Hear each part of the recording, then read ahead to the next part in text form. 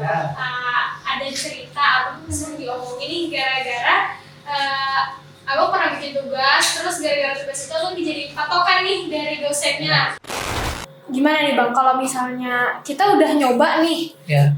terus kan otomatis teman yang lain udah duluan nih, gimana supaya kita bisa ngikutin mereka biar lebih cepet gitu loh bang, ngikutin mereka, pinternya mereka di bagian itu.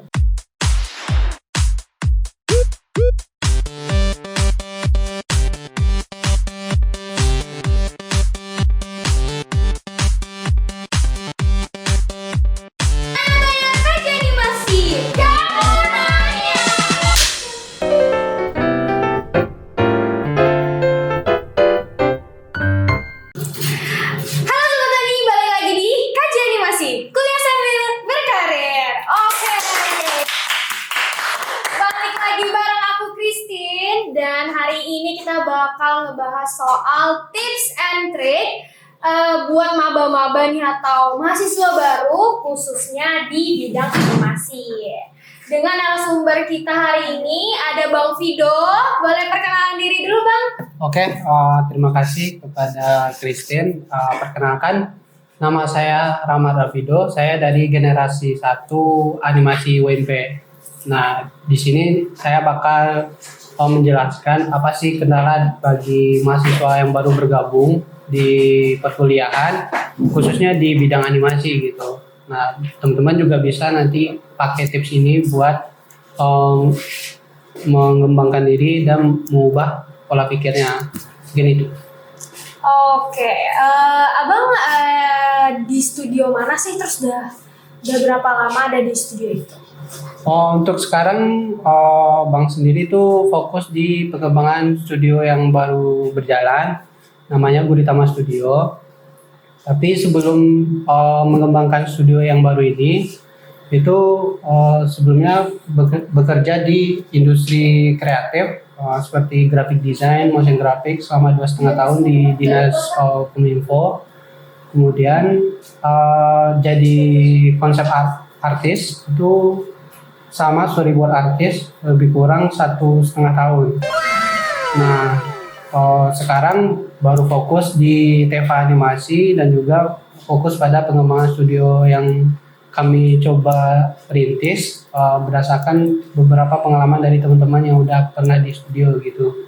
Jadi ya cukup lama juga di industri kreatif ini dan problem yang udah dilalui juga cukup banyak. Nih soal bicarain soal maba ya bang. Ya. Apalagi ini baru penerimaan lah ya. Ya. Nah mahasiswa animasi kan juga udah pada masuk nih bang. Ya benar, ya baru gabung. Pasti banyak problem dong yang mereka pikirin, yang mereka alamin. Problem apa aja sih yang sering dialamin sama mahasiswa animasi? Yang waktu abang rasain dulu deh. Lebih kurangnya ini paling ke secara umum ya. Rata-rata itu mahasiswa baru itu peralihan emosional gitu. Kayak mereka masih masa transisi dari SMA ke perkuliahan gitu. Nah di perkuliahan itu harus pola pikirnya harus berbeda gitu dari anak-anak dari SMA gitu.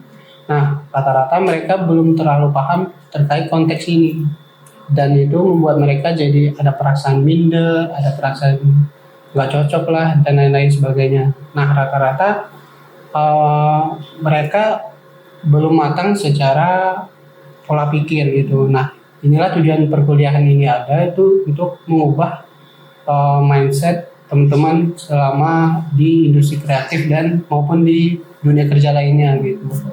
Jadi pola pikir itu harus ditanamkan dulu. Kalian kuliah itu bukan untuk mengejar mimpi aja gitu, tapi kalian harus bisa mendapatkan sesuatu yang baru, khususnya mengubah pola pikir ke arah yang lebih baik gitu. Oke, itu kan tadi aku dengar soal minder-minder nih bang. Ya. Itu gimana sih cara ngatasin rasa minder? Kan ada nih yang ngerasa, aku juga soalnya ngalamin nih bang. Ya. Awalnya kan aku nggak terlalu bisa gambar, terus lihat teman-teman yang lain rasanya minder. Gimana sih ngatasinnya gitu bang? Ya rata-rata gitu sih. Pasti ada rasa kayak diri ini kurang gitu kan dari teman-teman yang lain. Terus kayak ada perasaan pas masuk dunia kreatif itu ternyata beda gitu kan. Memang dunia kreatif ini sedikit berbeda gitu kan, karena kita di sini nggak cuma bahas tentang eh, secara akademik tapi juga feel gitu kan, karena kita anak-anak kreatif ini harus bisa mengembangkan jiwanya itu gimana mau mengekspresikan lewat sebuah karya gitu. Nah itu menjadi problema tersendiri bagi maba-maba yang baru gabung gitu. Terus ada perasaan gimana mereka gabung itu ke perkuliahan kreatif tanpa basic apa-apa gitu. Ada yang itu wajar karena dalam perkuliahan itu kan latar belakang setiap mahasiswa itu beda-beda. Ada yang dari SMA, SMK dan lain-lain sebagainya, dan juga kemampuan emosional mereka itu juga dipengaruhi oleh lingkungan sekitar mereka, tempat mereka tumbuh gitu. Nah, hal itu yang membuat mereka kadang ada muncul perasaan minder dan nggak nyaman gitu. Kalau misal ada orang baru yang dia temui dan ternyata orang tersebut lebih memiliki kelebihan dari dia gitu. Yang sebenarnya terjadi itu orang yang punya basic pun dia juga punya problem tersendiri. Nah nanti kita bakal diskusi apa aja sih problem, cara ngatasin problem itu gimana, sama problem setiap orang itu yang baik yang udah ada basic sama yang belum gitu. Nah tadi kan pertanyaannya itu gimana sih cara ngatasinnya gitu kan. Nah, untuk teman-teman yang belum ada basic itu pertama jangan takut dulu. Kemudian ubah kekhawatiran itu ke dalam bentuk motivasi diri gitu. Motivasi diri ini kan ada beragam gitu kan.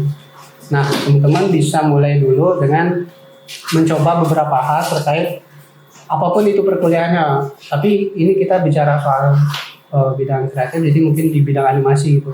Kan bidang animasi ada beragam. Ada seperti bagian konsep art, ada 3D modeling, 3D animation, 2D animation, ada bagian sound juga, pengembangan back sound, terus ada bagian video, ada yang bagian rendering juga, compositing dan lain-lain. Nah bidang-bidang itu kalian bisa coba dulu, nanti bakal ketahuan kalian mau fokus di mana gitu. Jadi nggak langsung kayak merasa aku nggak bisa gambar terus nggak masuk di bidang ini kayaknya gitu kan. Nggak boleh, kalian harus coba dulu, nanti bakal ketahuan mau fokus kemana gitu. Gimana nih Bang, kalau misalnya kita udah nyoba nih, Ya. terus kan otomatis teman yang lain udah duluan nih, gimana supaya kita bisa ngikutin mereka biar lebih cepat gitu loh Bang, ngikutin mereka, pinternya mereka di bagian itu. Nah benar, kan sebagian tadi kita baru mencoba mengenali diri ya, terus baru tahu mau fokus di mana gitu. Nah setelah ketemu itu juga bakal timbul lagi perasaan gimana kitanya bisa mengejar ketertinggalan dari teman-teman yang lain gitu kan, yang dimana mereka udah lebih dulu mempelajari hal-hal yang baru kita baru pelajari gitu. Teman-teman nggak usah buru-buru karena proses belajar seseorang itu berbeda gitu, ada yang cepat, ada yang lambat. Itu teman-teman nggak usah terlalu memaksakan, tapi yang paling penting itu kalian konsisten gitu, konsisten. Dan juga teman-teman bisa mulai dengan salah satu tipsnya itu teman-teman cari teman lain yang juga sedang baru belajar gitu, yang dia belajarnya juga bidangnya sama dengan yang kita pelajari gitu. Nah di sana teman-teman bisa jadiin dia sebagai rivalnya secara positif ya, jangan sampai nanti kalian saling menjatuhkan gitu. Nah rival ini tujuannya buat memacu kalian untuk berkembang lebih cepat gitu. Contohnya misalkan kalian tertarik di bagian konsep art. Di konsep art ini kan nggak ada banyak jenisnya, kalian mau fokus di sini. Ada teman kalian yang juga mau belajar hal yang sama gitu, dan kalian sama-sama baru belajar gitu. Nah kalian bisa jadi dia itu rival. Nanti kalau dia dalam 1 bulan ada perkembangan yang lebih dari kalian bakal termotivasi untuk lah dia kayak lebih jago nih dari yang kemarin, aku harus lebih jago lagi gitu. Jadi ada motivasi tertentu yang muncul dalam diri kalian buat berbuat lebih gitu. Tapi kalau misalkan kalian suka tantangan gitu, kalian mau jadiin orang yang lebih pro dari kalian jadi Riva juga boleh, selama kalian nggak mencampur adukan antara kalian berkembang dengan kehidupan sosial kalian. Kadang ada beberapa orang tuh jadiin temannya rival, tapi juga dijatuhin gitu kan. Oh, iya. Itu nggak boleh. Itu namanya kalian secara etikanya kalian juga kena di sana. Jadi kalian harus bisa mengembangkan diri, tapi juga nggak boleh sampai merusak orang lain gitu. Jadi kayak gitu. Jadi ya intinya jangan minder guys, kalian coba aja dulu, Ya. terus abis itu ya jadiin aja orang lain sebagai rival kalian, buat kalian termotivasi ke depannya biar bisa laju-laju lagi, gitulah anggapannya kurang lebih ya guys. Ya. Nah ini kan aku dengar-dengar nih ya bang, dari mulut ke mulut gitu, Ya. ada cerita abang sering diomongin nih gara-gara abang pernah bikin tugas, terus gara-gara tugas itu abang dijadiin patokan nih dari dosennya. Ya, Ini minimal harus kayak video nih gitu. ya. Katanya.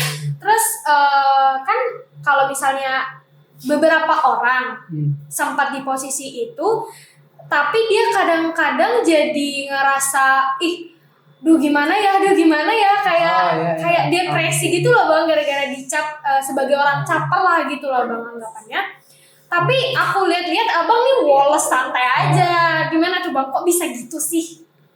Ya, dari pertanyaan tadi ya, Bang sendiri juga merasakan hal seperti itu. Tapi benar kata Christine, Bang nggak terlalu mikirin hal-hal yang itu gitu, karena bakal jadi efek negatif ke diri kan. Yang penting itu selama kuliah dan bekerja itu tujuan utama kalian kuliah sama kerja itu apa gitu. Kalian fokus aja di sana gitu. Mau orang suka atau nggak suka itu opsional gitu. Kita nggak boleh maksain orang suka sama kita. Tapi kita juga nggak boleh juga ibaratnya terlalu ini. Ya ada dua sisi dari kejadian ini. Ada mungkin teman-teman ini merasa sedikit minder jadinya karena dijadikan patokan ke satu orang gitu. Sebenarnya itu juga jadi problema tersendiri ya. Saya pribadi itu saya cuma bisa menyampaikan dari sudut pandang saya sendiri. Itu rata-rata juga kadang nggak dari pribadi mahasiswanya gitu. Kadang memang dosen kan cara belajarnya beda-beda dan pengalaman mereka dulu mungkin dijadikan patokan supaya anak-anak ini mau belajar juga gitu kan. Mungkin tujuannya itu tapi disalah tafsirkan jadi kayak seolah-olah patokan satu orang ini harus benar-benar kayak orang ini. Tapi yang mungkin yang didefinisikan sama itu mungkin dari cara bikin tugasnya dibikin lebih rapi atau gimana. Cuman kalau dijadikan itu harus mirip itu nggak mungkin karena setiap orang itu basicnya beda-beda. Tapi mungkin semangat belajarnya yang dituntut seperti itu. Nah awal-awal tuh teman-teman juga merasa gitu kan. Tapi setelah ketemu langsung kan dulu kita sempat pandemi ya. Iya. Jadi karena itu kita kan nggak ketemu. Terus setiap ada tugas kita presentasi itu sering ditanyain video gitu kan. Nah teman-teman merasa ini kan padahal sebenarnya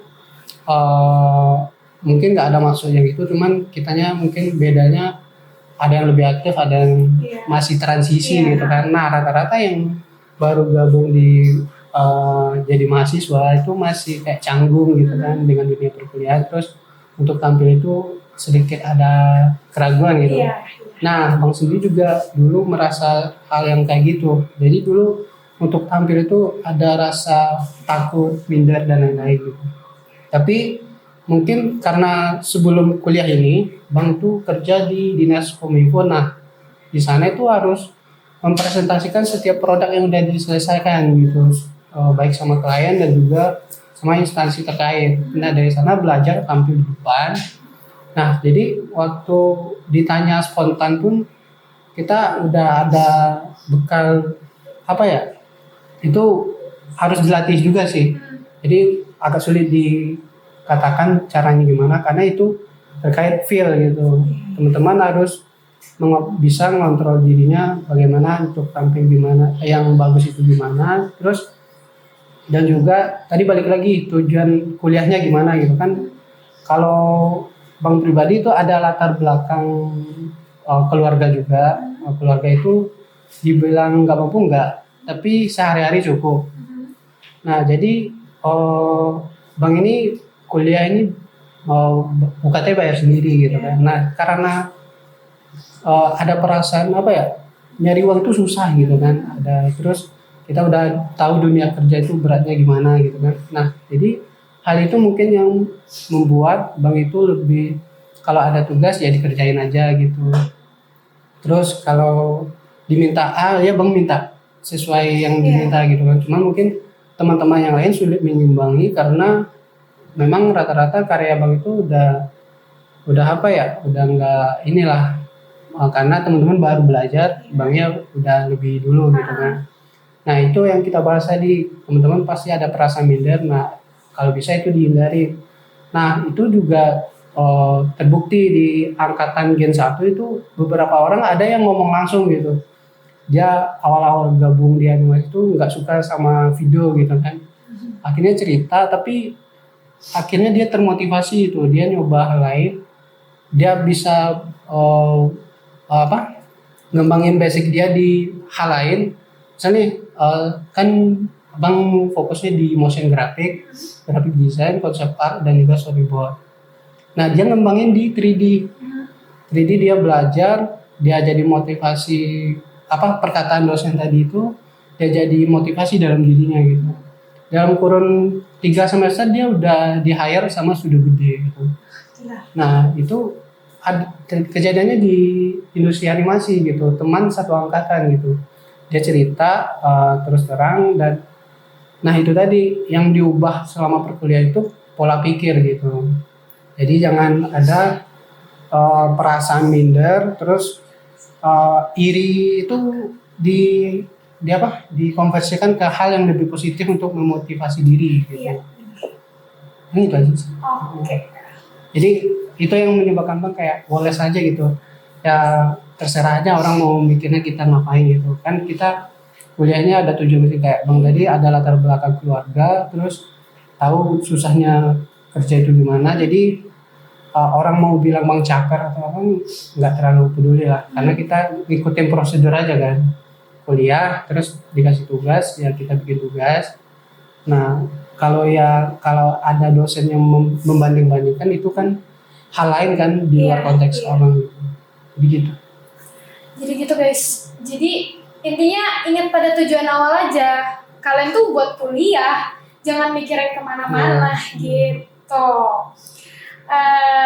Terus ada nih Bang, kayak gimana ya, awal-awal kan pasti banyak tuntutan perangkat lah. Ya, kayak perangkat gitu. Pasti ada aja dong yang terkendala sama perangkat. Bang, gimana tips dari Abang soal perangkat yang bakal dipakai khususnya animasi? Nah, untuk ini pengalaman cerita generasi 1 juga sih. Emang untuk perangkat ini hal yang paling paling urgent juga tuh jadi topik di awal-awal masuk perkuliahan, karena di dunia kreatif itu perangkatnya harus yang standar kan, standar industri gitu. Nah rata-rata teman-teman ini belum ada kemampuan buat membeli perangkatnya gitu. Dulu cerita kami yang angkatan pertama, kita sama sekali nggak ada perangkat gitu. Terus kita numpang di labor fakultas lain buat belajar gitu. Nah tapi semangat teman-teman angkatan 1 nggak goyah gitu. Maksudnya mereka ikut kegiatan ini dapat pendapatan gitu kan. Mereka kan di industri kreatif, mereka ikut kegiatan ini kegiatan itu, terus ada yang freelancer juga, mereka tabung gitu kan sampai mereka bisa beli perangkat mereka sendiri.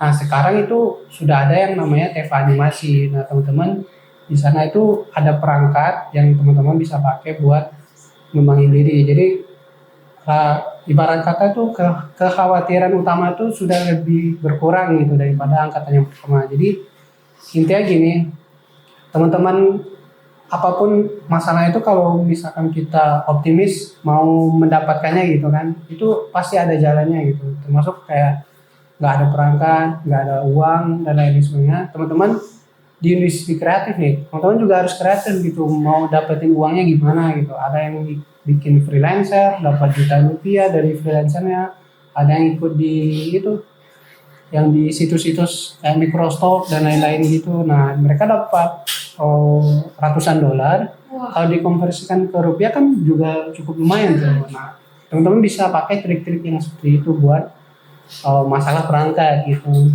Intinya jangan terlalu diambil pusing dan juga jangan minder gitu terkait apa kondisi pelik yang dihadapi gitu. Kita nggak ada basic, kita bisa belajar, coba, dan metode belajar yang tadi juga bisa dipakai. Terus kalau nggak ada perangkat ya teman-teman bisa coba tips yang tadi juga, ikut freelancer, diklat, dan lain sebagainya. Kalau teman-teman belajar sekaligus dapat dana gitu. Ibarat kata freelancer yang teman-teman adakan itu sebagai ajang buat berkembang juga kan. Teman-teman bikin jadi freelancer, bikin karya, dari karya pertama sampai karya yang baru-baru itu akan ada perkembangan gitu. Jadi improve diri itu terlihat sembari kita juga dapatkan benefit dari karya yang kita bikin gitu. Nah, hal-hal itu yang harus ditanamkan untuk anak kuliah, khususnya di industri animasi gitu, yang industri kreatif lah gitu. Makanya harus kreatif juga gitu, mencari peluang. Nah, kira-kira seperti itu. Oke, jadi kita tuh harus kreatif guys buat cari peluang biar dapat cuan. Cuan. Oke Bang, sekarang kita bentar lagi masuk ke segmen tanya-tanya kaji animasi. Kamu nanya.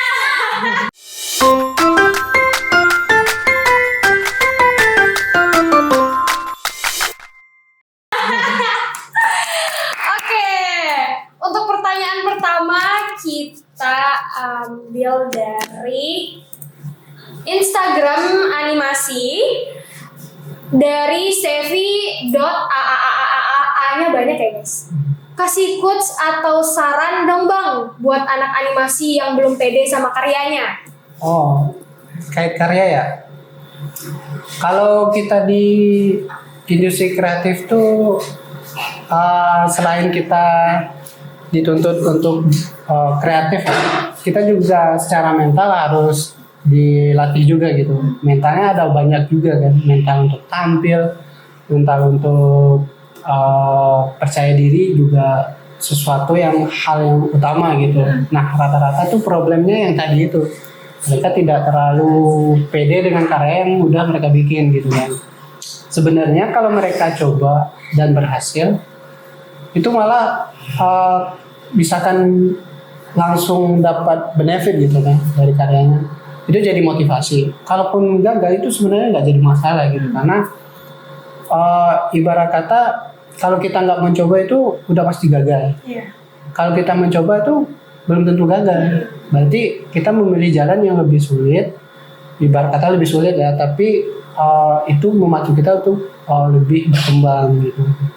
Jadi untuk teman-teman yang masih merasa minder dengan karyanya itu, usahakan tampil aja gitu.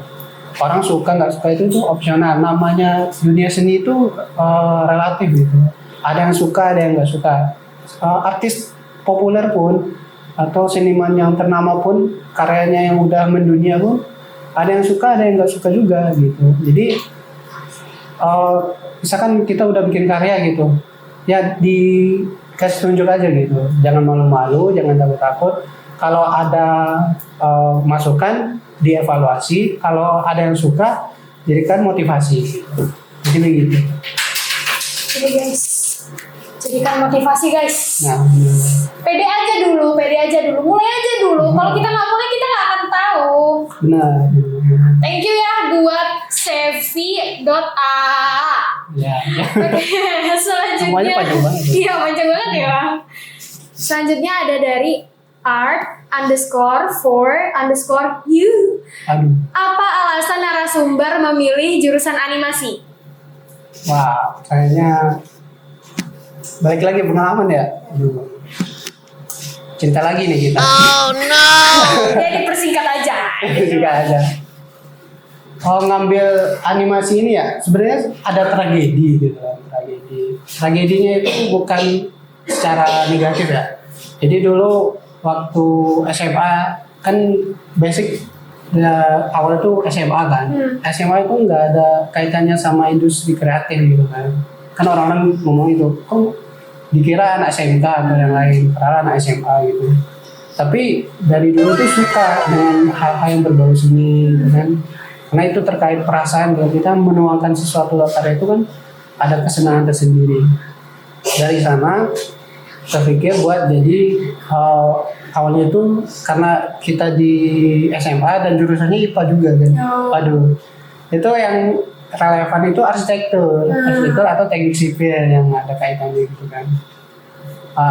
Tapi ternyata jalannya nggak di sana gitu. Tiba-tiba tamat SMA itu karena ada kebutuhan biaya, akhirnya saya sendiri nggak lanjut kuliah, tapi kerja dulu bagian graphic design di salah satu instansi pemerintahan daerah di dinas kominfo-nya gitu. Nah di sana itu saya mengembangkan basic-basic dasar di graphic design. Jadi basic awal itu juga nggak animasi gitu, desain grafis gitu kan, ada motion graphic, ada bagian product branding dan lain-lain sebagainya gitu. Tapi ternyata setelah bekerja gitu kan, setelah tahu dunia kerja itu gimana, ini memang kenyataannya di Indonesia seperti ini ya. Jadi kayak kalau kita mau kerja di Indonesia itu lulusan itu emang diperhitungkan gitu. Misalkan kita tamatan SMA gitu sama yang udah S1 atau D4 dan lain-lain sebagainya. Itu secara sistem penginputan emang beda gitu. Gajinya juga dibedakan walaupun anak-anak yang dari basic SMA pun ada kemampuan buat di bidang itu gitu. Cuman secara legalitas lah di atas kertas karena kita tamat SMA itu ada perlakuan yang berbeda lah. Gitu. Itu jujur pengalaman pribadi dan itu tuh bisa jadi motivasi juga buat yang lain yang mau di industri kreatif gitu. Jangan takut nanti bakal ketemu hal-hal yang seperti itu. Nah dari sanalah tertarik untuk masuk. Awalnya itu bukan animasi, DKV gitu. Tapi mikir-mikir lagi gitu, DKV kita udah tahu beberapa hal terkait desain grafis gitu. Nah habis itu cobalah konsul dengan senior-senior yang ada di tempat kerja gitu. Nah senior-senior tuh kasih masukan gitu. Kan itu tadi kita belajar nggak cuma dari mengenal diri kita, itu juga dari orang lain kita juga bisa dapat masukan dan lain gitu kan. Nah mereka menyarankan nyoba jurusan yang lain biar lebih berkembang gitu. Nah yang tersirat itu animasi gitu. Karena kita pasti belajar hal-hal lain kayak seperti belajar gimana cara bikin konsep untuk film, terus untuk game dan lain-lain sebagainya gitu. Terus sinematografi kita juga belajar, di kerja kafe juga belajar. Tapi ini lebih difokuskan ke animasinya gitu. Nah ketertarikan pertama itu untuk pengembangan game, pengen bikin game dan lain-lain. Tapi ya sekarang dijalani dulu aja, dan sekarang lebih fokus untuk pengembangan film.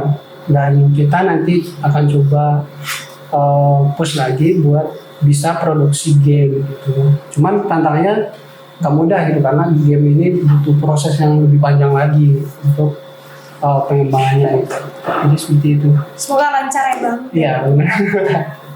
Thank you buat pertanyaannya. Terus pertanyaan terakhir nih dari @m_zikri07. Basic skill apa Bang yang kita perlukan untuk kuliah di animasi? Basic skill ya. Kalau basic skill sih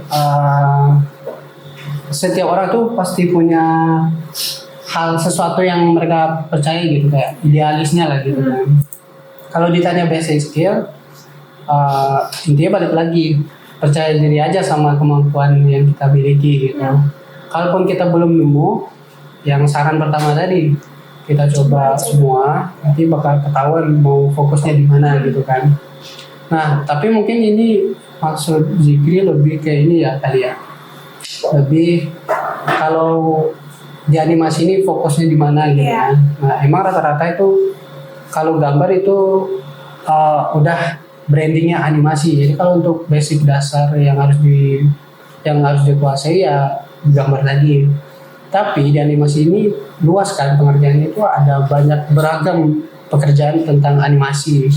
Nah teman-teman jangan terpaku sama harus bisa gambar gitu.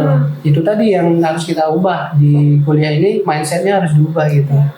Kalau kita nggak bisa di sini ya kita bisa kembangin yang lain gitu. Nah terus terang kalau kita tanya ke dosen-dosen yang ngajar di animasi pun, mereka pasti akan jawab. Kadang mereka percaya mahasiswa ini kemampuannya lebih dari mereka gitu.